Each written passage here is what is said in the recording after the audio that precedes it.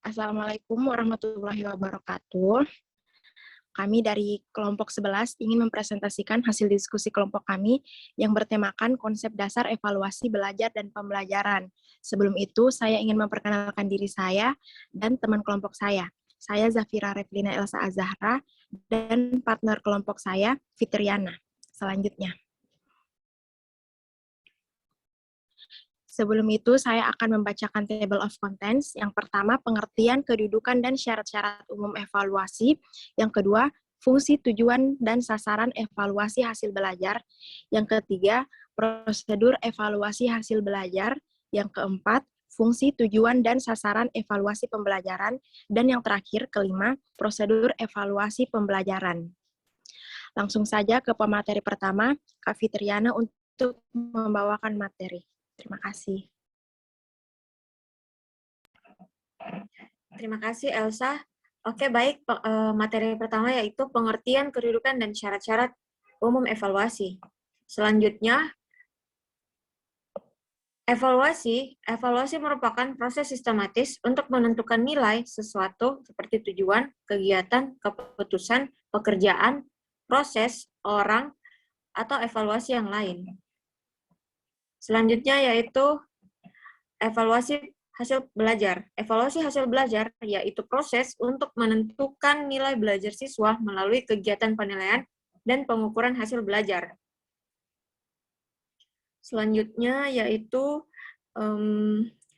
kedudukan evaluasi dalam proses pendidikan. Terdapat 6 unsur. Yang pertama, pendidikan dan personal lainnya, isi pendidikan, teknik, sistem, sarana pendidikan, dan yang terakhir sistem administrasi. Selanjutnya yaitu syarat-syarat umum evaluasi. Terdapat 3. Yang pertama, kesahihan, yaitu ketepatan evaluasi mengevaluasi apa yang seharusnya dievaluasi. Yang kedua yaitu keterandaian. Keterandaian yaitu berhubungan dengan masalah kepercayaan, yakni tingkat kepercayaan bahwa suatu instrumen evaluasi mampu memberikan hasil yang tepat. Yang ketiga yaitu kepraktisan. Kepraktisan yaitu diartikan sebagai kemudahan yang ada pada instrumen evaluasi, baik dalam mempersiapkan, menggunakan, menginterpretasi, atau memperoleh hasil maupun kemudahan dalam menyimpannya. Selanjutnya, yaitu fungsi, tujuan, dan sasaran evaluasi hasil belajar. Selanjutnya, fungsi evaluasi hasil belajar terbagi menjadi 4, yaitu diagnostik dan pengembangan. Artinya penggunaan hasil dari kegiatan evaluasi hasil belajar sebagai dasar pendiagnosisan kelemahan dan keunggulan siswa beserta sebab-sebabnya. Yang kedua yaitu untuk seleksi. Hasil dari kegiatan evaluasi seringkali digunakan sebagai dasar untuk menentukan siswa-siswa yang paling cocok untuk jenis jabatan atau jenis pendidikan tertentu. Yang ketiga yaitu untuk kenaikan kelas. Berdasarkan hasil dari kegiatan evaluasi, siswa mengenai jumlah isi pelajaran yang telah disajikan dalam pembelajaran. Maka guru dapat dengan mudah membuat keputusan kenaikan kelas berdasarkan ketentuan yang berlaku. Yang keempat yaitu penempatan, agar siswa dapat berkembang sesuai dengan tingkat kemampuan dan potensi yang mereka miliki. Selanjutnya yaitu tujuan hasil belajar. Selanjutnya, tujuan evaluasi hasil belajar adalah untuk mengetahui tingkat keberhasilan yang dicapai oleh siswa setelah mengikuti suatu kegiatan pembelajaran, di mana tingkat keberhasilan tersebut kemudian ditandai dengan skala nilai berupa huruf atau kata atau simbol. Selanjutnya, sasaran evaluasi hasil belajar. Terbagi jadi 3. Yang pertama, kognitif, afektif, dan psikomotorik. Taksonomi ranah kognitif terbagi menjadi pengetahuan, pemahaman, penggunaan, penerapan, analisis, sintesis, dan evaluasi. Pengetahuan, tingkat terendah tujuan ranah kognitif. Siswa diminta untuk memilih salah satu dari 2 atau jenis pilihan jawaban. Yang kedua yaitu pemahaman. dalam pemahaman siswa diminta untuk membuktikan bahwa ia memahami hubungan yang sederhana di antara fakta-fakta atau konsep. Yang ketiga yaitu penggunaan atau penerapan. Siswa dituntut memiliki kemampuan untuk menyeleksi atau memilih generalisasi tertentu secara tepat untuk diterapkan dalam suatu situasi. Analisis. Slide sebelumnya. Analisis. Analisis yaitu merupakan kemampuan menjabarkan isi pelajaran ke bagian-bagian yang menjadi unsur pokok. Yang kelima yaitu sintesis. Slide selanjutnya. Slide sebelumnya. Ya, sintesis merupakan kemampuan menggabungkan unsur-unsur pokok ke dalam struktur yang baru. Dalam sintesis, siswa diminta untuk melakukan generalisasi. Evaluasi yang terakhir yaitu evaluasi, merupakan kemampuan untuk menerapkan pengetahuan dan kemampuan yang telah dimiliki untuk menilai suatu kasus. Taksonomi ranah afektif.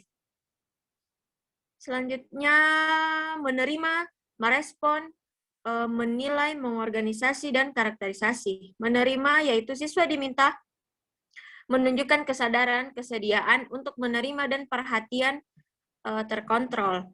Yang kedua yaitu merespon, siswa diminta untuk menunjukkan persetujuan, kesediaan, dan kepuasan dalam merespon. Yang ketiga menilai, siswa dituntut menunjukkan penerimaan terhadap nilai, kesukaran terhadap nilai, dan ketertarikan terhadap nilai. Yang keempat mengorganisasi, siswa diminta untuk mengorganisasi nilai-nilai ke dalam suatu organisasi yang lebih besar. Yang kelima yaitu karakterisasi. Siswa diminta untuk menunjukkan kemampuannya dalam menjelaskan, memberi batasan, dan mempertimbangkan nilai yang direspon. Tujuan ranah psikomotorik. Selanjutnya, tujuan ranah psikomotorik terbagi menjadi 4, yaitu gerakan tubuh yang mencolok.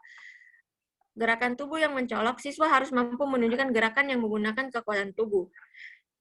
Yang kedua yaitu ketepatan gerakan yang dikoordinasikan. Siswa harus mampu menunjukkan gerakan-gerakan berdasarkan gerakan yang dicontohkan atau gerakan yang diperintahkan secara lisan. Yang ketiga, perangkat komunitas nonverbal. Siswa diminta untuk menunjukkan kemampuan berkomunikasi menggunakan bantuan gerakan tubuh dengan atau tanpa menggunakan alat bantu. Yang keempat yaitu kemampuan berbicara. Siswa harus mampu menunjukkan kemahirannya memilih dan menggunakan kata atau kalimat sehingga informasi, ide yang dikomunikasikannya dapat diterima secara mudah oleh pendengarnya. Selanjutnya, prosedur evaluasi hasil belajar. Terdapat persiapan. Yang pertama yaitu persiapan. Dalam persiapan terbagi menjadi 3. Selanjutnya, dalam persiapan terbagi menjadi 3. Menetapkan pertimbangan dan keputusan yang dibutuhkan. Yang kedua, menggambarkan informasi yang dibutuhkan. Yang ketiga, menetapkan informasi yang tersedia. Selanjutnya, yaitu penyusunan instrumen evaluasi. Terbagi menjadi 4. Yang pertama, menentukan bentuk tes yang akan disusun, membuat kisi-kisi butir soal, menulis butir soal, dan yang terakhir, menata soal. Selanjutnya, yang ketiga yaitu pelaksanaan pengukuran. Dalam pelaksanaan pengukuran terdapat 3 prosedur. Persiapan tempat pelaksanaan pengukuran, melancarkan pengukuran, dan yang terakhir menata dan mengadministrasikan lembar soal dan jawaban siswa. Yang keempat yaitu pengolahan hasil penilaian. Selanjutnya dalam pengolahan hasil penilaian terdapat 3 prosedur. Selanjutnya, yaitu men-skor, yakni kegiatan memberikan skor pada hasil penilaian yang dapat dicapai oleh siswa. Yang kedua, mengubah skor mentah menjadi skor standar. Yang ketiga, mengkonversikan skor standar ke dalam nilai.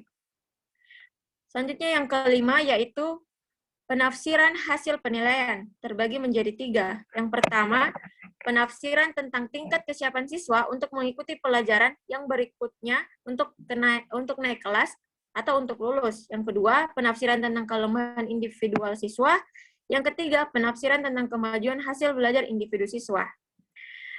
Dan yang terakhir yaitu selanjutnya pelaporan dan penggunaan hasil evaluasi.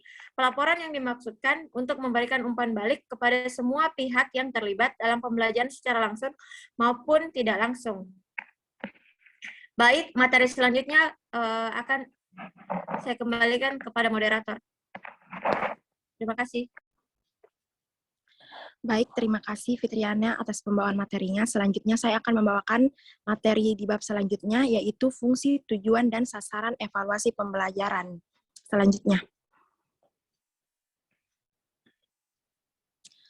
Yang pertama, fungsi dan tujuan evaluasi pembelajaran untuk pengembangan. Maka evaluasi pembelajaran sedang menjalankan fungsi formatif, yaitu hasil yang diperoleh dari kegiatan evaluasi diarahkan untuk memperbaiki bagian tertentu atau sebagian besar kurikulum atau pembelajaran yang sedang dikembangkan. Menurut Hasan, tahun 1998. Yang kedua, fungsi dan tujuan evaluasi pembelajaran untuk akreditasi. Akreditasi adalah suatu penilaian yang dilakukan oleh pemerintah terhadap sekolah swasta untuk menentukan peringkat pengakuan pemerintah terhadap sekolah tersebut. Akreditasi ditetapkan atau diputuskan setelah dilaksanakan evaluasi terlebih dahulu terhadap lembaga pendidikan, baik TK, SD, SLTP, SLTA swasta maupun perguruan tinggi swasta. Selanjutnya yaitu sasaran evaluasi pembelajaran. Sasaran evaluasi pembelajaran meliputi tujuan pembelajaran, unsur dinamis pembelajaran, pelaksanaan pembelajaran, dan kurikulum. Selanjutnya.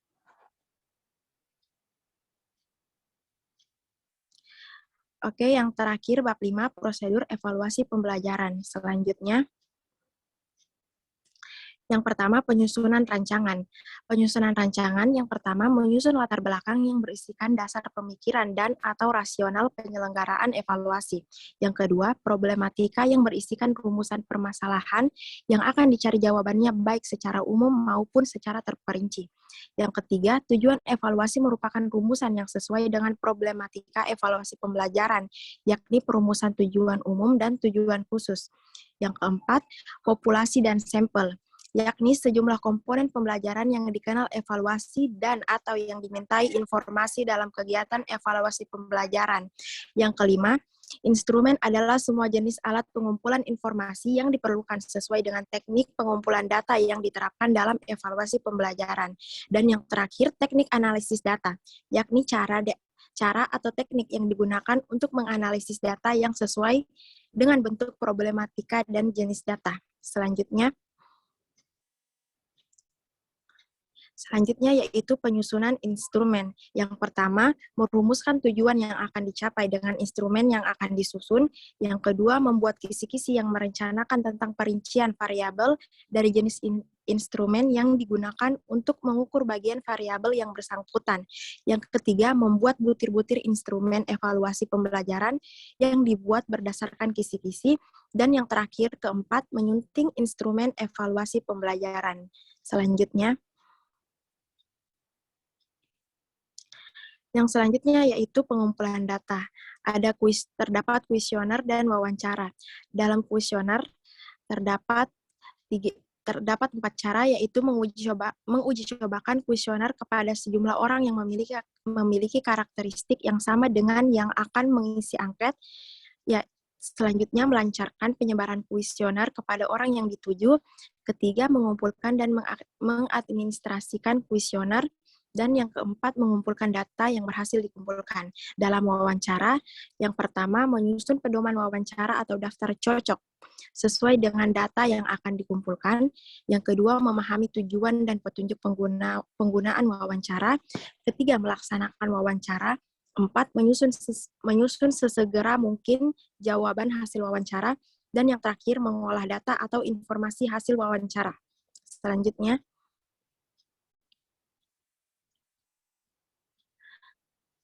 Yang selanjutnya terdapat pengamatan, ada 3 cara, yaitu pertama, menyusun instrumen pengamatan sesuai dengan informasi yang ingin dikumpulkan.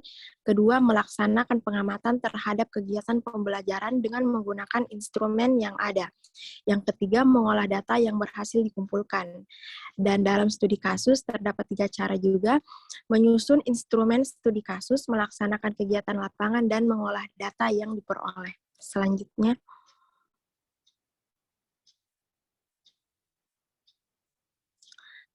yaitu analisis data, yaitu data atau informasi yang berhasil dikumpulkan selanjutnya diolah dan dianalisis. Data dapat diolah secara individual dan secara kelompok. Selanjutnya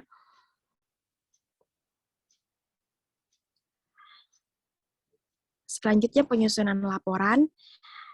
A. Tujuan evaluasi yang didahului dengan latar belakang dan alasan dilaksanakan evaluasi. B. Problematika berupa pertanyaan-pertanyaan yang telah melalui pengetahuan evaluasi pembelajaran. C. Lingkup dan metodologi evaluasi pembelajaran. D. Pelaksanaan evaluasi pembelajaran yang meliputi 1. Siapa tim evaluator selengkapnya dan jika perlu dengan pembagian tanggung jawab. Yang kedua, penjadwalan pelaksanaan evaluasi. Dan yang ketiga, kegiatan penyusunan laporan. Selanjutnya,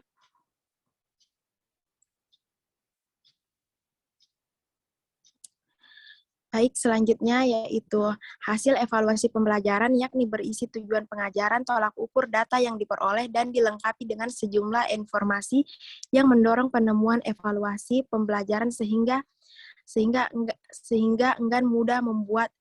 dengan mudah membuat keputusan dapat memahami tingkat keberhasilan pembelajaran menurut Soman Famous. Itu hasil presentasi dari kelompok kami. Selanjutnya kami akan membuka sesi tanya jawab. Dan sekian dari kelompok kami, kurang dan lebihnya mohon dimaafkan. Assalamualaikum warahmatullahi wabarakatuh.